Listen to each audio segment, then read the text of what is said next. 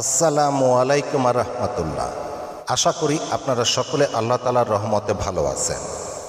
আমি আজ আলোচনা করব যে আমলে নিশ্চিত দোয়া কবুল হবে।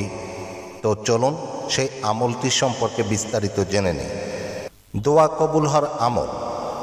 উবাদা ইবনে সামিত রাদিয়াল্লাহু তাআলা আনহু বলেন, রাসূলুল্লাহ সাল্লাল্লাহু আলাইহি ওয়াসাল্লাম বলেছেন, যদি কারো রাতে ঘুম ভেঙে যায়, এরপর সে নিম্নের জিকিরের বাক্যগুলো পাঠ করে এবং এরপর সে আল্লাহর কাছে ক্ষমা চায় অথবা কোনো প্রকার দোয়া করে বা কিছু চায়, তাহলে তার দোয়া কবুল করা হবে।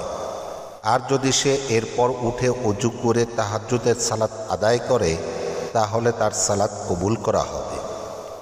ভাই ও বোনেরা, আমি দোয়াটি ভিডিও স্ক্রিনে দিয়ে দিয়েছি, আপনারা দেখতে পাচ্ছেন।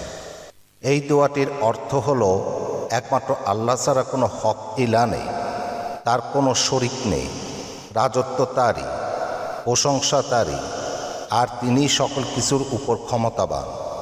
আল্লাহ পবিত্র মহান, সকল হামদ প্রশংসা আল্লাহ। আল্লাহ ছাড়া কোনো হক ইলা নেই, আল্লাহ সবচেয়ে বড়, সুউচ্চ সুমহান। আল্লাহর সাহায্য ছাড়া পাপ কাজ থেকে দূরে থাকার কোনো উপায় এবং সৎ কাজ করার কোনো শক্তি কারও নেই। সূত্র বুখারী।